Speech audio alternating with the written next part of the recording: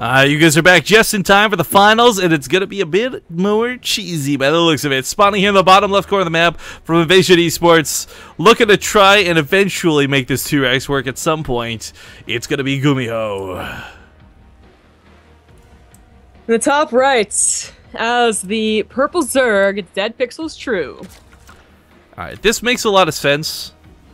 Expedition Lost is just kind of a crap map for Terran players through and through, whether you play mech, whether you play bio. So for him to do the 2 racks, I really don't find that surprising. And it has less to do with the fact that he's been doing it prior to this game, and more to just this map, I think. Who does it 3 times in a row? Okay, that's just my question. But True's already prepared for this. He's going gas pool. Oh god. Okay. That kind of sucks. That kind of sucks for Gumiho. I gotta give a small shout out, by the way, to Dragon Drop Dota. This guy tracks bets. He's got some cool custom bots to chat. $5 donation says, let's start a fundraiser for the families of the SCVs lost in that silly attack from Gumiho. Ace Kate. The SCVs were like, dude, I don't think this is gonna work. They had to do it anyway. This is like, I don't care. Get over here. I need you. This must be terrible to be an SCV. I was just supposed to be modding right here. All right, so despite True having a pretty good opener against what Gumiho is doing, we have still seen the Zerg die. I remember very specifically it was on Expedition Lost too, and I was like, this should be like a counter, right? Not necessarily. I'm almost wishing there was a way that like Terran players could abuse this little nook the same way Protoss do with the cannons, but despite this coming down, it's Roaches immediately. It's not gonna be Zergling speed, it'll be Burrow, but Truce. Yeah, cancel the hatchery pretty quick. Not gonna waste too much time with this. That's why I feel like the gas pool is so much more effective. Like speedlings are still pretty good, right? They can run past the bunkers and turn the banelings, whatever. But now that Roach with Burrow is becoming so much more popular, it just goes right into it. You didn't waste through new minerals. You got the cancel too because your hatchery's a little bit later. Yeah. Like True is set up to go like really well in this game, and now it's up to Gumiho to not die to stupid Roachborn. Yeah, he doesn't play greedy for the first time in this whole series. We actually have depots coming down on the wall. Every single time he's been putting him in the minerals to save 20 minerals here and there, and that sounds silly, guys, but it's very critical because he's actually been struggling due to this. Now the problem is on this map there are back rocks, and True's already preparing to say, hey, you know what? You probably contained me in my natural. I'll start chipping away the back, but these Marines are gonna go down. The Roaches are gonna pop in just a second. Yeah, I don't know if I really like this. And the thing is that Gumiho knew the Roaches were gonna come out, so his barracks are too far away. No, there's nothing at home. There's nothing at home. Oh. Okay, he's gonna kill some of the Roaches to start, which is not just nice, but critical. 3. Yeah, 3 is really nice, I would say. Like, it actually did turn around and was a good decision. Okay, quick little side note while we have this rush against time, because True is going to try and chase Gumi before the bunker's down, before he can get across the map, blah, blah, blah. But, guys, if you've been enjoying the games, these are really weird, really insane, really intense and awesome games, the ones leading up to it. If you've been enjoying the OlimoLeague so far, you can give a big thank you to OlimoLeague. Of course, she's the manager of the Axiom team players.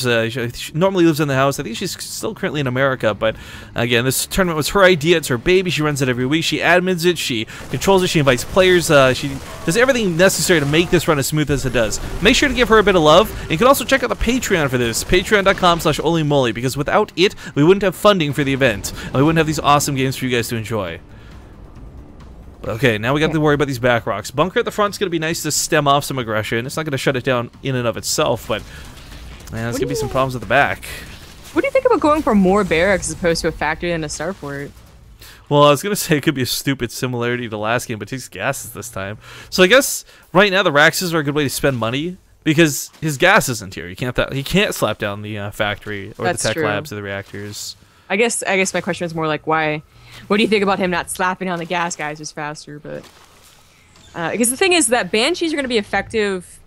Like, you want to get the Banshees, I would say, because they're going to give you map control that you're just not going to have with Hellions against Roaches. If you do get Hellions, and they're going to be able to do some type of harassment. Sometimes they can actually cancel a third while you're stuck at home. Plus, if the Burrow is really such a problem, you already have a tech lab on the starport. Get a Raven. Go for a Raven. Yeah. It just seems like it'd be more worthwhile. But how many Roaches he killed with that one attack, plus having the scan absolutely ready to go with a second attack, I guess he did well enough. He doesn't need it. Well, I wonder if this will be for Mutalisks, or if this will be for Roaches to enhance speed and all that. He's going for the Zerglings, metabolic boost, so I imagine this 2 base is going to be for some Mutalisks. I guess I was kind of curious too. We didn't really talk about this, but you mentioned the Raxes a moment ago. This isn't the consequence of a faster third CC. Now again, this was definitely out of panic, a little bit scared of the roaches coming. I think there was more than there was, but without a faster third CC down, you know, that's normally the very common follow-up to 2 Rax. He sacrifices getting ahead in economy for getting ahead in army value. I'm wondering if Gumiho will still plan to maybe not push, but at least be aggressive on the map. I just wonder if he's gonna go for a 2-base all-in. We saw a couple of those like a couple of days ago. Yeah, I wouldn't write it out. I don't really like 2-base all-ins with Terran. I like 2-base builds, sure, like Hellbats, Banshees, even like the Rax with the fast, like no combat shield drops. Like those are fine, but actually just legitimately 2-base all-in, no third ever. I don't ever like it versus Zerg.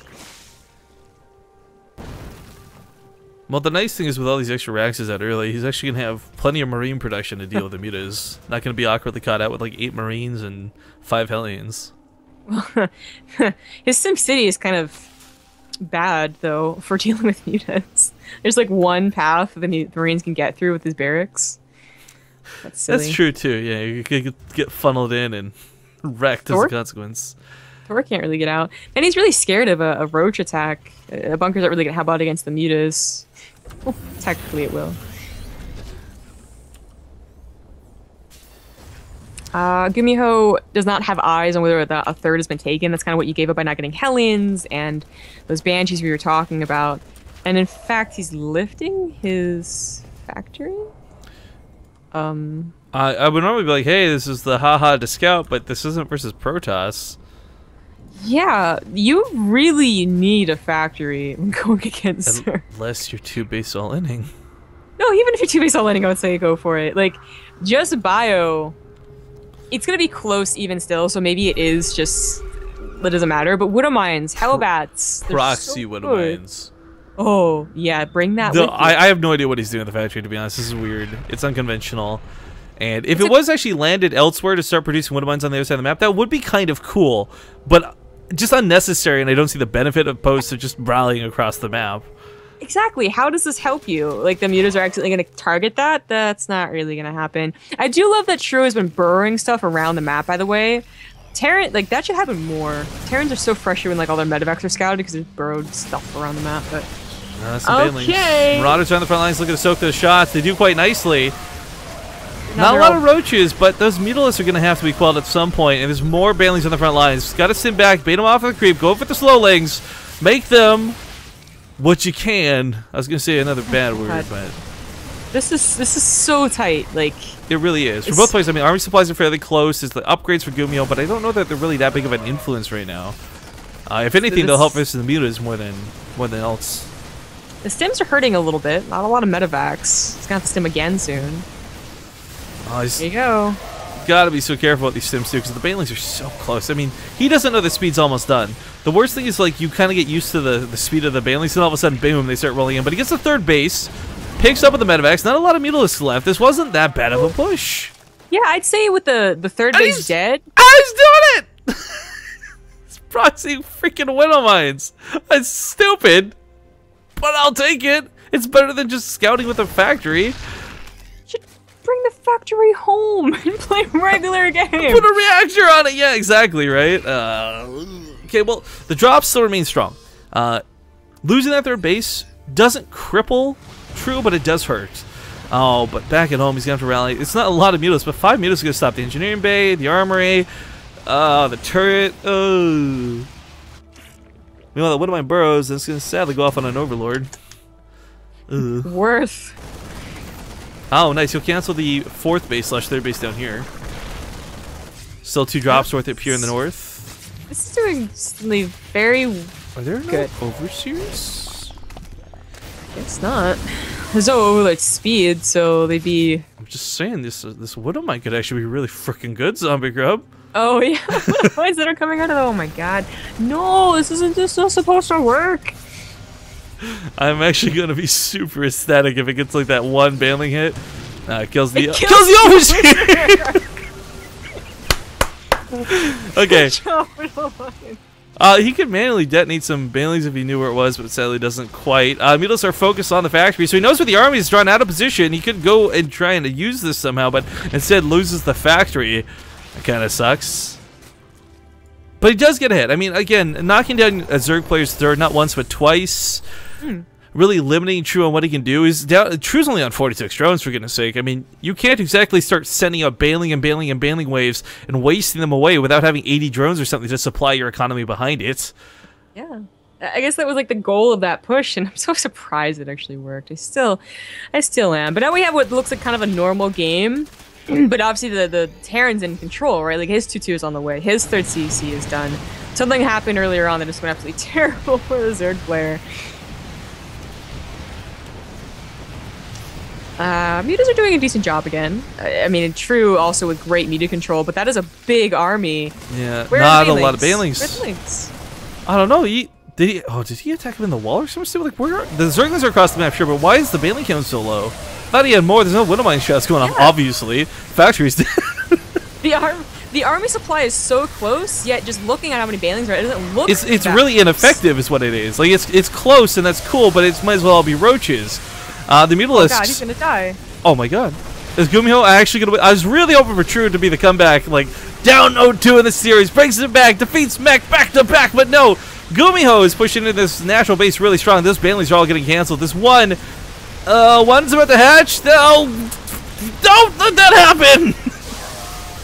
Go doesn't kill much, so takes a gold base. Takes the gold base while this goes on. He's got the natural base. This is it. I think this is it. There's just no way True comes back from this. Yeah, no, he's on one base. Like barely one base. Bailey's gonna get some good connects. Even if they do, it might not be enough. Yeah, the you know Mutas. what? He burrows all of these lings around the map, but never tries to burrow banelings? What's up with that?